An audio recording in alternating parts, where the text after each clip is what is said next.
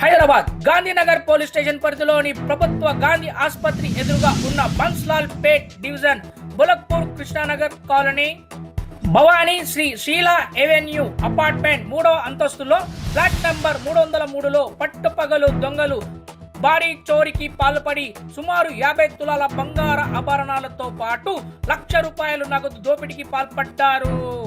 బాధితులు తెలిపిన వివరాల ప్రకారం SDFCలో ఉద్యోగం చేస్తున్న శ్రీనివాస్ ఉదయం ఆఫీస్కి వెళ్లాడని, తన భార్య తల్లికి అనారోగ్యంతో బాధపడుతుందని పుట్టింటికి వెళ్ళిందని, కూతురు ఉదయం కాలేజ్కి వెళ్ళిందని, కూతురు తిరిగి ఇంటికి వచ్చాక తలుపులు గొల్లాలు పగులగొట్టి ఉండడంతో గమనించిన ఆమె లోపలికి వెళ్లి చూసేసరికి బీరువా తాళాలు పగులగొట్టి ఉన్నాయని గమనించి వెంటనే 100కి డైల్కి ఫోన్ చేసింది. క్లూస్ టీమ్ తో గాంధీనగర్ పోలీసులు ఘటనా స్థలానికి చేరుకొని దర్యాప్తు చేస్తున్నారు.